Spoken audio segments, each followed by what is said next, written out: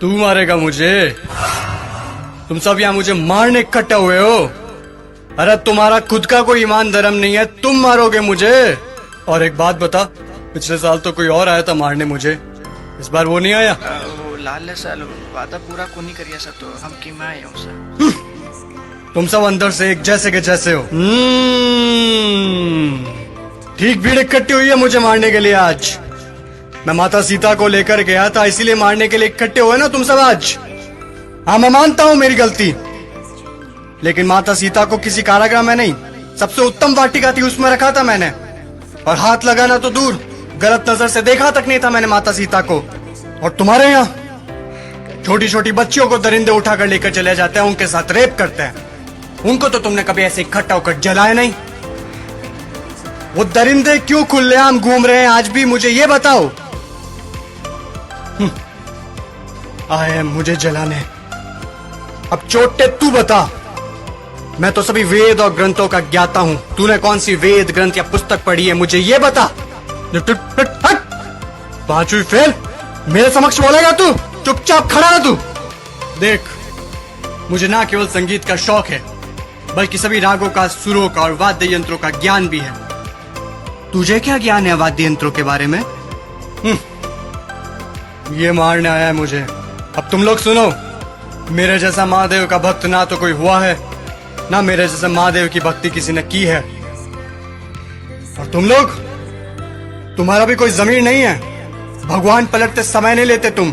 काम हुआ तो ठीक, तो चलो महादेव के पास, हुए तो चलो महादेव के, नहीं हुए तो चलो इस बार बालाजी के चलते हैं। क्या हुआ? गुस्सा आ रहा है मेरे ऊपर?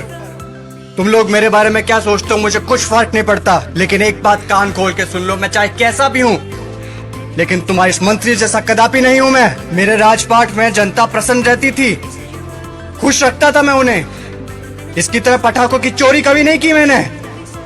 बोलूं, बता दूं सभी को, ये दुष्ट, ये तुम्हारा मंत्री दुष्ट एक नंबर का, ये कागजों में लिखता है कि रावण दहन के लिए 50 पेटी पटाखों के लगे, और लगा था 5 भी नहीं है, ये सब इसके घर पे जा रहे हैं। और तुम लोग क्या कहते हो? बुराई पर अच्छाई की जीत। कहां हुई, कहां हुई बुराई पर अच्छाई की जीत? जब तक तुम्हारे मन में चोरी, गद्दारी, लालच, वासना, द्वेष, अहंकार जैसी भावनाएं जीवित है, बुराई कैसे मरेगी? बुराई मर ही नहीं सकती। तुम लोग मुझे खत्म करने आए हो ना? अरे मेरा खात्मा तो मेरा अहंकार कभी कर चुका।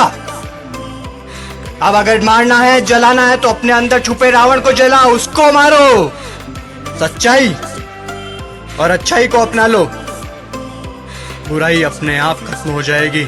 और अगर तुम मुझे जलाने के उद्देश्य से ही आए हो, तो मैं तुम्हें बता दूं कि सिर्फ छोटे बच्चे ही आज की तारीख में मुझे जला सकते हैं, क्योंकि उनके अंदर चोरी, गद्दारी, लालच, घृणा, वासना, द्वेष, अहंकार जैसी भावनाएं नहीं है। असल में वही हैं ईश्वर का स्वरूप। ए लड़के, लगा दे आग, फिर से जला दे। अगले साल फिर आऊंगा मैं जलने के लिए, लेकिन अगले साल मैं देखूंगा कि आप लोगों ने अपने अंदर के रावण जलाए या नहीं। खुश हैं अभी आप सब? एक बार फिर से आपका रावण जल रहा है।